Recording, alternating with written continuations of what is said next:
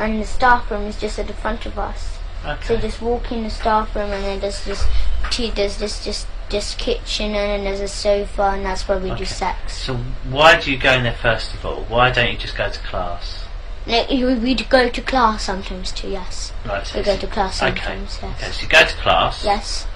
Okay. And then what happens when you get to class? And then they got this in my classroom. They got this little door at the back, right at the back of the classroom. They got a little door, and it's just like a tiny little room. It's all stuffed with sweets, prizes, especially to pay the children with sweets to do sex to them. Right. Yeah, so they give sweets as much as they like. Yeah.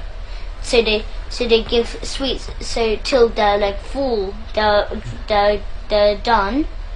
So because while they eat the sweets, they do sex to them. So they pay them sweets, and then after they do what they want them to do.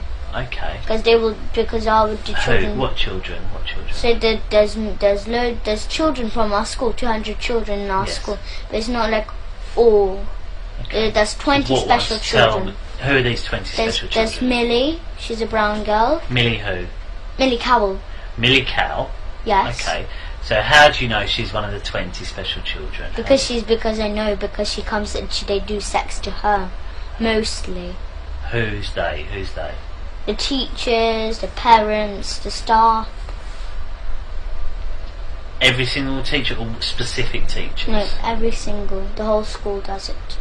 The whole school, and we got our own church too. So because they do that, because after, as I said, we kill babies, we drink their blood, we eat them. Okay. But then after so the social services who are in it, they go to families, So if the families can't afford, so they got a baby but they can't look after it or anything, they can't buy food, or they can't buy clothes, they can't look after it.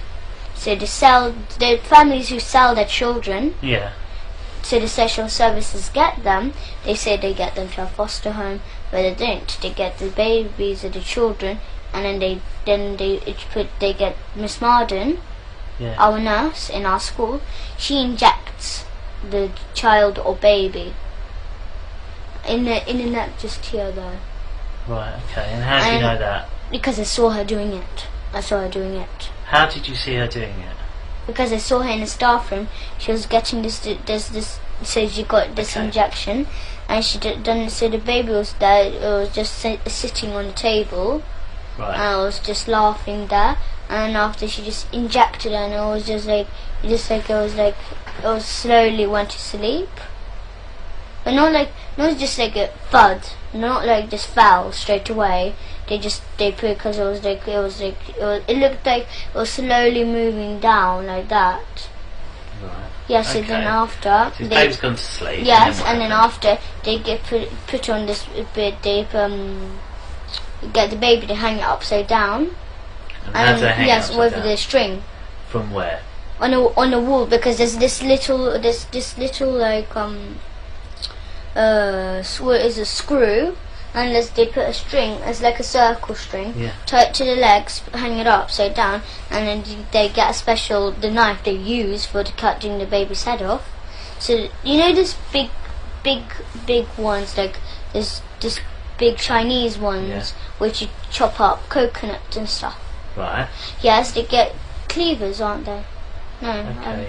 I don't know what they're called. You've described it well enough. Yes. Right, okay. So then because our dad, he forces me and Gabriel to do it. But because we can't, we're not strong enough to cut the baby's head off, he does us to hold the knife, and he puts his hand at the top of our hand, and he helps us to cut the baby's head off. Because he's learning, he's teaching me and Gabriel, so when we're older, to do it to our own children and do this kind of stuff to our own children. Where is it that happens? The church, the kitchen in our church. The kitchen in the church. Yes, they okay. got